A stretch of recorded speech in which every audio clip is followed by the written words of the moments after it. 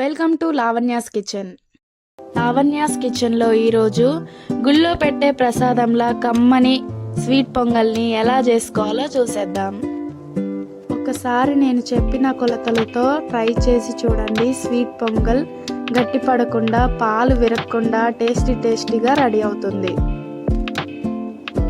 ముందుగా ఒక గిన్నెని తీసుకొని అందులోకి 3/4 గ్లాస్ బియ్యం, 1/2 గ్లాస్ పెసరపప్పు రెండు కలిపి గ్లాస్ తీసుకొని శుభ్రంగా 2-3 సార్లు కడిగి గంట సేపు నానబెట్టుకోవాలి.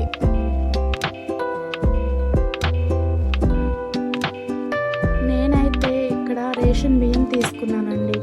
మీరు ఈ ప్లేస్లో నార్మల్ బియ్యం అయినా తీసుకోవచ్చు.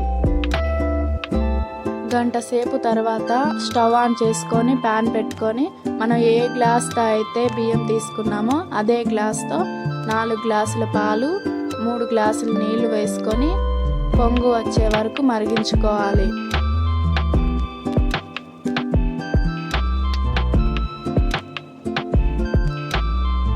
పాలు మరిగేటప్పుడు గంటితో కలుపుతూ ఉండాలి, లేదంటే అడుగంటిపోతుంది.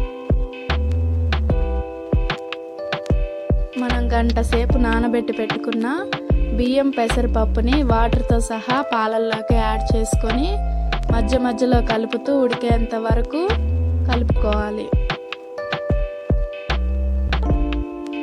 ఇలా అన్నం మెత్తగా ఉడికిన తర్వాత స్టవ్ ఆఫ్ చేసేసి మనం ఏ గ్లాస్తో అయితే రైస్ తీసుకున్నామో అదే గ్లాస్తో 1.5 గ్లాస్ బెల్లాన్ని తీసుకొని బాగా కలపాలి. స్టవ్ ఆఫ్ చేసిన తర్వాత మాత్రమే బెల్లాన్ని యాడ్ చేసుకోవాలి, లేదంటే పాలు ఇరిగిపోతాయి. బెల్లం కరిగిన తర్వాత టీ స్పూన్ ఇలాచీ పౌడర్, పెసరపప్పు అంత పచ్చికర్పూరం వేసి పక్కన ఉంచుకోవాలి. ఇప్పుడు స్టవ్ పైన ఒక గిన్నెను పెట్టుకొని నెయ్యి వేసి మీకు నచ్చిన డ్రై ఫ్రూట్స్ వేసుకొని పచ్చి కొబ్బరి ముక్కలు వేసుకొని బాగా ఫ్రై చేసి పక్కన పెట్టుకున్న స్వీట్ పొంగల్లోకి యాడ్ చేసుకొని బాగా మిక్స్ చేసుకోవాలి.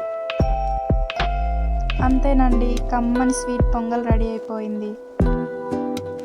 సో మీరు ఈ సంక్రాంతికి ఇలా ఒకసారి ట్రై చేసి చూడండి. మీకు ఎలా వచ్చిందో నాకు కామెంట్ చేయండి. లైక్ చేసి సబ్స్క్రైబ్ చేసి మీ ఫ్రెండ్స్ అండ్ ఫ్యామిలీకి షేర్ చేయండి.